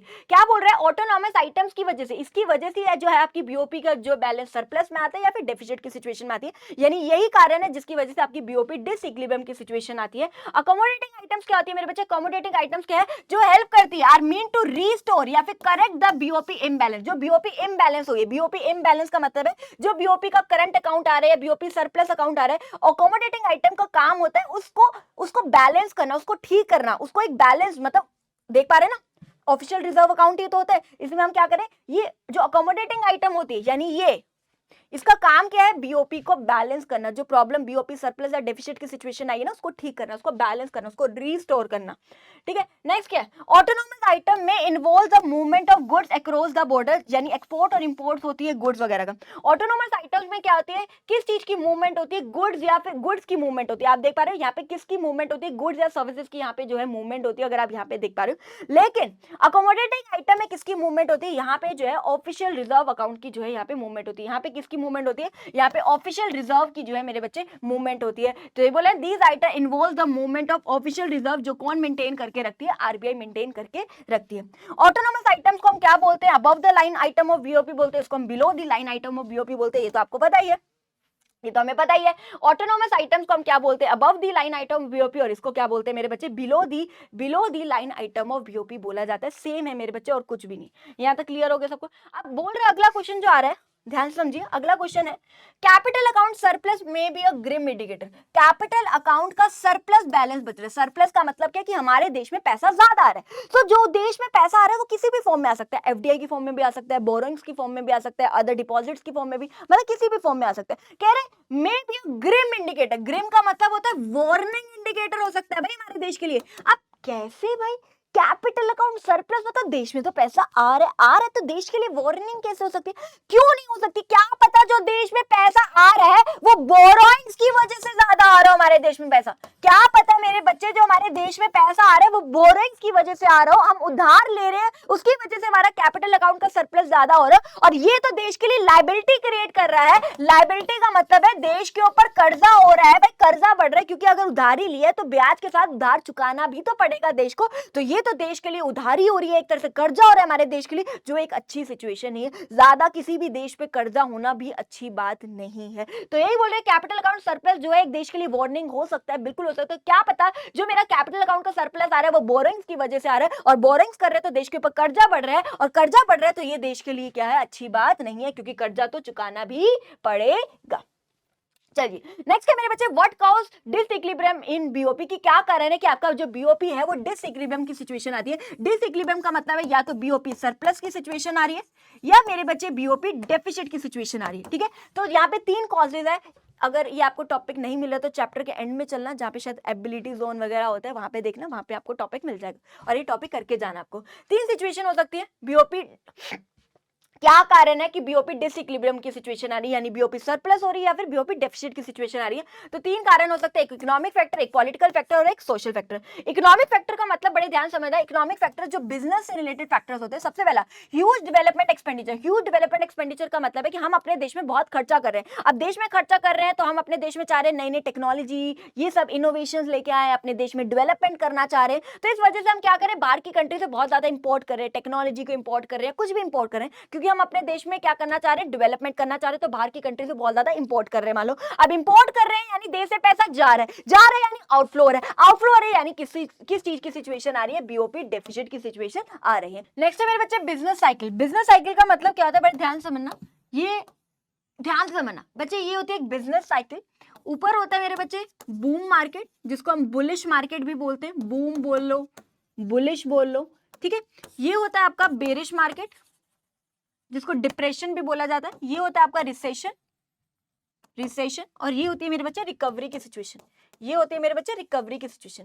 बूम मार्केट है, बुलिश मार्केट मतलब एक ऐसी मार्केट होती है जहां पे बहुत ज्यादा प्रोडक्शन हो रही होती है, लोगों के पास काम है, पैसा है, गरीबी नहीं है, देश का जीडीपी भी अच्छा चल रहा होता है, वो होती है मेरे बच्चे बूम मार्केट। जो कोरोना से पहले अगर मैं बात करूं तो बूम मार्केट ही, हमारे देश में प्रोडक्शन हो रही थी, लोगों के पास काम पैसा अच्छा था, देश का जीडीपी बढ़ रहा था, मतलब पॉजिटिव सिचुएशन थी देश में, उसको हम कहते हैं बूम मार्केट। जब हमें पता है धीरे धीरे कोरोना आया तो धीरे धीरे हमें पता है लोग इंडस्ट्रीज फैक्ट्री सब बंद होने लगी, यानी लोगों की नौकरियां जाने लगी, देश में प्रोडक्शन धीरे धीरे क्या होने लगी, कम होने लगी। फिर एकदम से बेरिश मार्केट यानी डिप्रेशन की सिचुएशन आ गई थी देश में। तो क्या बोला था मोदी जी ने, आज रात 12 बजे से पूरा भारत बंद, यानी सारी इंडस्ट्रीज कंपनीज फैक्ट्री सब कुछ बंद हो गई थी, देश में प्रोडक्शन बंद हो गई थी, लोगों की नौकरियां चली गई थी, काम धंधे बंद हो गए थे, देश का जीडीपी गिर गया था, वो वाली सिचुएशन। फिर धीरे धीरे जब कोरोना चल गया तो धीरे धीरे जो है देश में भी रिकवरी आने लगी, यानी देश में प्रोडक्शन बढ़ने लगी। जब इंडस्ट्रीज फैक्ट्रीज कंपनियां खुलने लगी तो देश में धीरे धीरे क्या होने लगी, प्रोडक्शन बढ़ने लगी तो क्या हुआ, लोगों को बस काम आने लगा, पैसा आने लगा, धीरे धीरे देश का जीडीपी भी बढ़ने लग गया। तो हम बात करते हैं मेरे बच्चे यहाँ पे, जब देश में बूम मार्केट है, बूम मार्केट मतलब देश में अच्छी प्रोडक्शन हो रही है, अब देश में प्रोडक्शन ज्यादा हो रही है तो हम बाहर की कंट्री में एक्सपोर्ट करेंगे तो देश में पैसा ज्यादा आएगा, देश में पैसा ज्यादा आएगा तो यानी बीओपी सरप्लस की सिचुएशन यहाँ पे होती है, ठीक है। लेकिन दूसरी तरफ अगर बेरिश मार्केट बोलूं, डिप्रेशन की सिचुएशन, जब देश में प्रोडक्शन नहीं हो रही, अब देश में प्रोडक्शन नहीं हो रही तो हम बाहर की कंट्री से खरीदेंगे यानी इंपोर्ट करेंगे, बाहर की कंट्री से खरीदेंगे तो देश से पैसा जाएगा यानी आउटफ्लो होगा यानी यहाँ पे क्या होगी, बीओपी डेफिसिट की सिचुएशन अराइज हो जाएगी। तो बिजनेस साइकिल भी अफेक्ट करता है कि भाई देश में बीओपी सरप्लस की सिचुएशन आ रही है, बीओपी डेफिसिट की सिचुएशन आ रही है, ठीक है। नेक्स्ट है मेरे बच्चे high rate of inflation. High rate of inflation का मतलब है हमारे देश में बहुत महंगाई है मतलब हर एक चीज के प्राइसेस बढ़ रहे हैं। अब हमारे देश के प्रोडक्ट बहुत ज्यादा महंगे हैं तो हम क्या करेंगे, बाहर की कंट्री के प्रोडक्ट्स खरीदेंगे, क्योंकि देश के प्रोडक्ट हमारे बहुत महंगे, तो हम बाहर की कंट्री के प्रोडक्ट खरीदेंगे तो देश से पैसा ज्यादा जाएगा, यानी आउटफ्लो होने यानी बीओपी डेफिसिट की सिचुएशन यहां पे अराइज हो रही है। नेक्स्ट है मेरे बच्चे development of import substitution. Development of import substitutes का मतलब है कि हम इंपोर्ट का सब्स्टिट्यूट लेके आए, यानी हम बाहर की कंट्री से इंपोर्ट ना करें, यानी अपने देश में प्रोडक्ट अपने देश में बनाए। सरकार कह रही है कि इंपोर्ट का सब्स्टिट्यूट लेके आओ, बाहर की कंट्री से मत खरीदो, यानी अपने देश में उसकी प्रोडक्शन करो। अपने देश में प्रोडक्शन करेंगे तो बाहर की कंट्री में एक्सपोर्ट करेंगे, बेचेंगे तो देश में पैसा आएगा, इनफ्लो, यानी इससे क्या होगा, बीओपी सरप्लस की सिचुएशन मेरे बच्चे यहाँ पे आएगी, बीओपी सरप्लस की सिचुएशन आएगी। नेक्स्ट है मेरे बच्चे change in cost structure of trading partner. Change in cost structure of trading partner का मतलब है कि अगर मैं अपने देश में अगर मैं बात करूं टेक्नोलॉजी डेवलप करूं या फिर नए नए इनोवेशंस करूंगी, नई नई टेक्नोलॉजी लाऊंगी, अच्छी अच्छी मशीनें यूज करूंगी, ठीक है, इनोवेशन करूंगी, तो इससे क्या होगा, मेरे देश में प्रोडक्शन बढ़ेगी, देश में प्रोडक्शन बढ़ेगी तो देश का एक्सपोर्ट बढ़ेगा तो देश में पैसा आएगा, यानी इनफ्लो होगी यानी बीओपी सरप्लस की सिचुएशन यहाँ पे क्या होगी मेरे बच्चे होगी। अब आगे चलते हैं मेरे बच्चे, कुछ पॉलिटिकल फैक्टर्स भी है और कुछ सोशल फैक्टर्स भी है। पॉलिटिकल फैक्टर्स पॉलिटिक्स से रिलेटेड है, हमारे देश की सरकार पॉलिटिक्स राजनीति से रिलेटेड है। पहला पॉलिटिकल इंस्टेबिलिटी, अगर हमारे देश में बहुत ज्यादा इंस्टेबिलिटी है, इंस्टेबिलिटी होने का मतलब है कि सरकार टिक ही नहीं रही, कभी कौन सी सरकार आ रही, कभी कौन सी सरकार। पॉलिटिकल इंस्टेबिलिटी मतलब देश की सरकार, देश में जो सरकार आ रही है वो टिक नहीं रही, स्टेबल नहीं है, एकदम से बदली जा रही। अब आप खुद सोचिए, जिस देश में सरकार स्टेबल ही नहीं है, क्या उस देश में बाहर के लोग इन्वेस्ट करना चाहेंगे? नहीं, उनको डर लगेगा, पता नहीं यार इनकी तो सरकार ही नहीं टिक रही, पता नहीं मेरा पैसा टिकेगा कि नहीं टिकेगा, उनको डर लगेगा वहां पैसा इन्वेस्ट करने में, कहीं मेरा पैसा डूब ना जाए। इस चक्कर में बाहर की कंट्री से इन्वेस्टमेंट कम हो जाएगी, एफडीआई एफडीआई के फॉर्म में देश में पैसा कम आएगा, एफआईआई के फॉर्म में मतलब देश में पैसा कम आएगा। अब देश में पैसा कम आएगा यानी इनफ्लो कम, इनफ्लो कम है यानी बीओपी डेफिसिट की सिचुएशन यहाँ पे हो जाएगी। नेक्स्ट है मेरे बच्चे पॉपुलिज्म पॉलिसीज। पॉपुलिज्म पॉलिसीज का मतलब है कई बार जो सरकार है इलेक्शनों के टाइम पे खुद को पॉपुलर करने के लिए, पॉपुलिज्म मतलब पॉपुलर करने के लिए कुछ ना कुछ पॉलिसीज बनाती है। जैसे कि आपने देखा होगा अगले साल मान लो चुनाव है तो एक साल पहले देखती है ना सरकार बहुत सारी पॉलिसीज बनाती है ना, कुछ अच्छा अच्छा काम करने की कोशिश करती है ताकि अगली बार इलेक्शन में खड़े हो तो उन्हीं को वोट मिले, है ना, करती है ना, ताकि उन्हीं को इलेक्शन में जिताया जाए, उनको वोट मिले। तो मान लो सरकार ने अपनी पॉलिसीज में कुछ चेंजेस करे ताकि वो पॉपुलर हो सके, यानी कुछ कहते हैं ना लास्ट में थोड़े बहुत चेंजेस करे। जैसे मान लो सरकार ने चेंज करे, उन्होंने मान लो इंपोर्ट ड्यूटीज को कम कर दिया। इंपोर्ट ड्यूटीज कम करने का मतलब इंपोर्ट पे टैक्स कम लगा दिया। अब इंपोर्ट पे टैक्स कम है तो हम बाहर की कंट्री से इंपोर्ट ज्यादा करेंगे, ज्यादा इंपोर्ट करेंगे तो देश से पैसा ज्यादा जाएगा, देश से पैसा ज्यादा जाएगा यानी बीओपी डेफिसिट की सिचुएशन आ जाएगी। और अगर मान लो लेट्स से सरकार ने एक्सपोर्ट ड्यूटीज कम कर दी, एक्सपोर्ट ड्यूटीज कम करने का मतलब है एक्सपोर्ट पे टैक्स कम लगा रही है। अब एक्सपोर्ट पे कम टैक्स लग रहा है तो हम बाहर की कंट्री में ज्यादा एक्सपोर्ट करेंगे, ज्यादा एक्सपोर्ट करेंगे तो ज्यादा पैसा आएगा, ज्यादा पैसा आएगा यानी इनफ्लो होगा यानी बीओपी सरप्लस की सिचुएशन आएगी। ठीक है, नेक्स्ट है मेरे बच्चे कुछ सोशल फैक्टर्स है जो हम बात करें। सबसे पहला है मेरे बच्चे change in taste and preference. Change in taste and preference को हम दो पर्सपेक्टिव में पढ़ेंगे। एक होता है मेरे बच्चे फेवरेबल टेस्ट एंड प्रेफरेंस और एक होता है मेरे बच्चे unfavourable taste and preference. Favourable taste and preference का मतलब है कि बाहर के लोगों को हमारा प्रोडक्ट पसंद आ रहा है, फेवरेबल है, उनके टेस्ट के अकॉर्डिंग, उनके लाइक्स के अकॉर्डिंग, उनके प्रेफरेंस के अकॉर्डिंग प्रोडक्ट है, यानी बाहर के लोगों को हमारा प्रोडक्ट पसंद आ रहा है। अगर हमारा प्रोडक्ट पसंद आ रहा है तो यानी हमारे देश का एक्सपोर्ट ज्यादा होगा, हम ज्यादा बेच पाएंगे बाहर की कंट्रीज में, ज्यादा बेचेंगे तो ज्यादा पैसा आएगा, ज्यादा पैसा आएगा तो यानी बीओपी सरप्लस की सिचुएशन हो जाएगी। लेकिन अगर मैंने बात करी अगर देश में अनफेवरेबल सिचुएशन है, unfavourable change in taste and preference की सिचुएशन है, यानी बाहर के लोगों को हमारा प्रोडक्ट पसंद नहीं आ रहा तो लोग पसंद ही नहीं करेंगे तो खरीदेंगे कम यानी एक्सपोर्ट हमारे देश का कम, एक्सपोर्ट कम होगा तो देश में पैसा कम आएगा, देश में पैसा कम आ रहा है यानी इनफ्लो कम हो रहा है, देश में इनफ्लो कम हो रहा है यानी बीओपी डेफिसिट की सिचुएशन आ जाएगी। यहाँ पे बीओपी डेफिसिट की सिचुएशन आएगी, यहाँ पे बीओपी सरप्लस की सिचुएशन आ जाएगी। ठीक है, नेक्स्ट है मेरे बच्चे cross border prejudice. Cross border prejudice का मतलब क्या होता है मेरे बच्चे, कई बार जो है एक देश और दूसरा देश, क्रॉस बॉर्डर मतलब एक देश और दूसरे देश जो बॉर्डर पार करके दूसरा देश है उनके बीच में प्रेजुडिस का मतलब है लड़ाइयां होती है, मतलब दो कंट्रीज जो है वो एक दूसरे से, जो क्रॉस बॉर्डर जो दो कंट्रीज है वो एक दूसरे की एनिमी कंट्रीज मानी जा रही है। प्रेजुडिस का मतलब यहाँ पे है कि उन दोनों के बीच में लड़ाई है। जैसे कि हमें पता है इसका सबसे बड़ी एग्जांपल क्या है, इंडिया और पाकिस्तान, क्रॉस बॉर्डर है और उनकी आपस में बनती भी नहीं है, इंडिया और पाकिस्तान। ठीक है, तो कई बार क्या होता है इंडिया जो है मान लो जैसे इंडिया ने पाकिस्तान को सामान बेचा, एक्सपोर्ट किया, पाकिस्तान को सामान बेचा तो पाकिस्तान हमारा काम सोचेंगे तो एक्सपोर्ट करने पे जो देश में पैसा आएगा, कई बार वो जो पैसा आता है वो प्रॉफिटेबल नहीं रहता है इतना, क्योंकि ऑब्वियसली पाकिस्तान ठगती है, पता ही आपको क्या करती है पाकिस्तान की हरकतें आपको पता है, कई बार एक्सपोर्ट करती है लेकिन वो एक्सपोर्ट इंडिया के लिए ज्यादा प्रॉफिटेबल नहीं हो पाता, और प्रॉफिटेबल नहीं हो पाता तो देश में पैसा कम आता है, देश में पैसा कम आता है जिससे बीओपी डेफिसिट की सिचुएशन अराइज हो जाती है, क्योंकि पाकिस्तान हमारा काम अच्छा सोचती है तो एक्सपोर्ट करा सामान बेचा लेकिन वो एक्सपोर्ट हमारे लिए ज्यादा प्रॉफिटेबल नहीं रहता।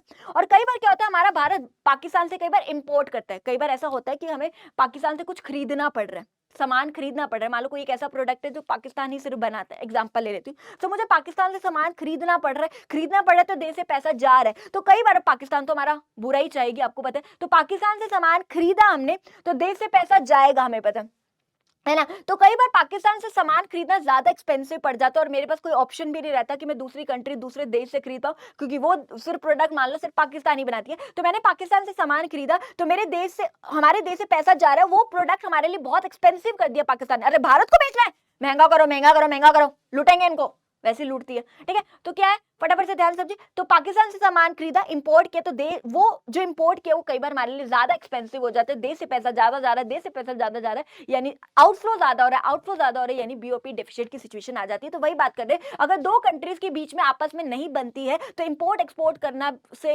इंपोर्ट एक्सपोर्ट भी मतलब अगर मान लो जैसे मैंने एक्सपोर्ट किया तो वो मेरे लिए कम प्रॉफिटेबल होता है और इंपोर्ट किया खरीदा तो वो मेरे लिए ज्यादा एक्सपेंसिव बन जाता है, एक्सपेंसिव पड़ जाता है, तो जिससे बीओपी डेफिसिट की सिचुएशन जो है मेरे बच्चे आ जाती है। लास्ट टॉपिक जो है फटाफट से देख लीजिए, सिग्निफिकेंस ऑफ बीओपी अकाउंट, जिसको मैं बीओपी डेटा भी बोल देती हूँ, बीओपी अकाउंट बोलो या बीओपी डेटा बोलो।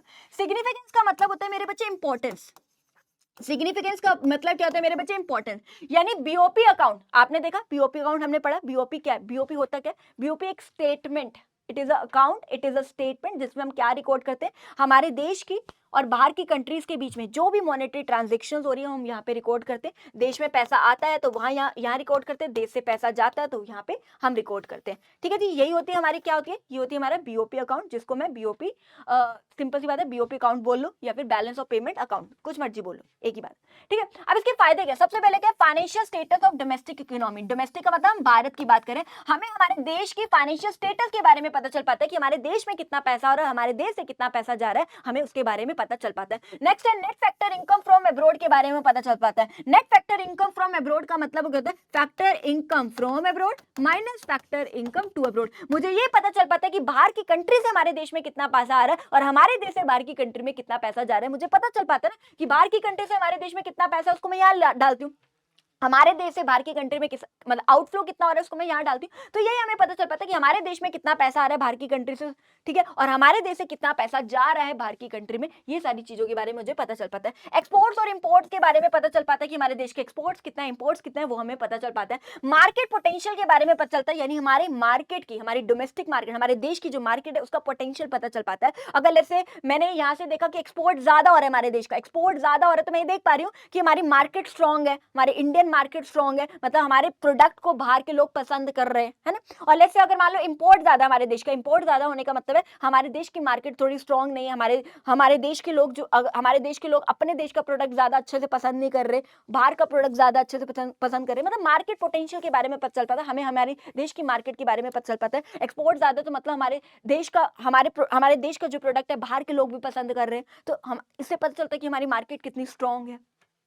ठीक है, नेक्स्ट है मेरे बच्चे मॉनेटरी एंड फिस्कल पॉलिसीज के बारे में पता चल पाता है। मॉनेटरी पॉलिसीज वो पॉलिसीज जो आरबीआई बनाती है और फिस्कल पॉलिसीज वो पॉलिसीज जो गवर्नमेंट बनाती है। ठीक है जी, जैसे आरबीआई कौन कौन सी पॉलिसीज बनाती है? CRR, SLR, LRR, repo rate वगैरह वगैरह वगैरह। और गवर्नमेंट कौन कौन सी पॉलिसीज बनाती है? फिस्कल पॉलिसीज जो गवर्नमेंट के एक्सपेंडिचर और गवर्नमेंट के रेवेन्यू से रिलेटेड है, रिसिप्ट से रिलेटेड है। ठीक है, गवर्नमेंट खर्चे करते हैं, बहुत तरीके हैं गवर्नमेंट के पास पैसे आने के, जैसे कि टैक्सेस की फॉर्म में, बोरोइंग्स फ्रॉम आरबीआई या फिर पब्लिक बोरोइंग्स हो गए, ये सारी चीजें। तो इस सिचुएशन में गवर्नमेंट को हेल्प करता है उनको पॉलिसीज बनाने में। अगर लेट्स से मान लो देश में बीओपी डेफिसिट की सिचुएशन है, डेफिसिट की सिचुएशन है, तो इस टाइम पे गवर्नमेंट या आरबीआई को हेल्प करेगा। बीओपी डेफिसिट का मतलब क्या है कि बीओपी डेफिसिट का मतलब है देश से पैसा ज्यादा जा रहा है, यानी हमारे देश में पैसा कम, हमारे देश में पैसा कम यानी आम जनता के पास पैसा कम है, यानी मनी की सप्लाई मार्केट में कम है, मनी की सप्लाई मार्केट में कम है। तो उस टाइम आरबीआई कहती है कि भाई लोगों को दो पैसा, अगर लोगों के पास पैसा कम है तो लोगों को पैसा दो, लोन की फॉर्म में पैसा दो। तो उस टाइम पे बताइए आरबीआई क्या करेगी? सीआरआर को बढ़ाएगी, एसएलआर को बढ़ाएगी, कम करेगी, क्या करेगी वो आप मुझे बताना, बस वही करती है। यानी इन अपनी मॉनेटरी पॉलिसीज का इस्तेमाल करती है उस सिचुएशन में कि बढ़ाएगी कि कम करेगी। सेम गवर्नमेंट के लिए भी मान लो बीओपी डेफिसिट की सिचुएशन है, बीओपी डेफिसिट मतलब देश से पैसा ज्यादा जा रहा है, देश में पैसा कम, देश में पैसा कम है, तो अब गवर्नमेंट ये कहती है कि भाई देश में पैसा कम है तो लोगों को पैसा दो। तो उस टाइम में गवर्नमेंट अपने खर्चे ज्यादा करेगी ताकि लोगों के पास पैसा कम है, टैक्सेस को कम कर देगी ताकि लोगों के पास पैसा रहे, और आरबीआई से बोरिंग ज्यादा करेगी ताकि लोगों के पास पैसा ज्यादा है, पब्लिक बोरिंग्स कम करेगी क्योंकि लोगों के पास ऑलरेडी पैसा कम है। तो वही है बेटा, इस सिचुएशन में क्या बीओपी डेफिसिट मतलब लोगों के पास पैसा नहीं है तो देगी, उनको कुछ ऐसा करेगी, तो अपनी पॉलिसीज में कुछ चेंजेस करेगी ताकि लोगों के पास पैसा आए। सेम अगर मान लो बीओपी सरप्लस की सिचुएशन है, तो उस सिचुएशन में क्या करेगी भाई? बीओपी सरप्लस का मतलब क्या? देश में पैसा ज्यादा आ रहा है, देश में पैसा ज्यादा आ रहा है मतलब देश में लोगों के पास पैसा ज्यादा है, मनी की सप्लाई मार्केट में ज्यादा है, यानी आम जनता के पास पैसा ज्यादा है, मनी की सप्लाई मार्केट में ज्यादा है। उस टाइम पे बताइए आरबीआई क्या करेगी? आरबीआई यही चाहेगी, ऑलरेडी लोगों के पास पैसा ज्यादा है तो क्यों देना उनको लोगों को और पैसा, तो आरबीआई चाहेगी कि लोगों के पास पैसा कम आए, लोन की फॉर्म में पैसा कम आए, है ना। तो उस सिचुएशन में आरबीआई भाई CRR, SLR, repo rate, reverse repo rate, यही सारी चीजों में क्या करेगी? ऊपर नीचे करेगी, चेंजेस करेगी उस ताकि लोगों के पास पैसा कम आए, मनी की सप्लाई मार्केट में कम आ जाए। वैसे गवर्नमेंट भी क्या करेगी? गवर्नमेंट अपने खर्चों को कम कर देगी क्योंकि ऑलरेडी बहुत पैसा है, टैक्सेस को बढ़ा देगी, ठीक है, और पब्लिक बोरिंग ज्यादा करने लग जाएगी, आरबीआई से बोरिंग कम करेगी क्योंकि अगर उससे कम करेगी तो देश पे कम लगाएगी, देश पे कम लगाएगी तो लोगों के पास पैसा कम आएगा, है ना। यही हम बात कर रहे हैं। आसान भाषा में अगर मैं बात करूं तो ये आरबीआई को और गवर्नमेंट को हेल्प करता है पॉलिसीज को बनाने में। तो गवर्नमेंट और आरबीआई ये देखती है कि देश में क्या सिचुएशन है, बीओपी डेफिसिट की सिचुएशन है कि सरप्लस की सिचुएशन है, उसके हिसाब से वो अपनी क्या करती है? पॉलिसीज को बनाती है। सीआरआर, एसएलआर, रेपो रेट मतलब ये पॉलिसीज में चेंजेस करते हैं, गवर्नमेंट भी अपनी पॉलिसीज में चेंजेस करता है। तो बस मेरे बच्चे यही आपका पूरा का पूरा चैप्टर था, मैंने पूरा का पूरा चैप्टर आपको बहुत अच्छे से रिवाइज कराने की कोशिश करी है। आई होप आपको चैप्टर बहुत बहुत अच्छे से समझ आ गया होगा। तो बस फिर मिलते हैं आपसे चलो नेक्स्ट क्लास में, तब तक के लिए take care, bye bye, enjoy, love you all.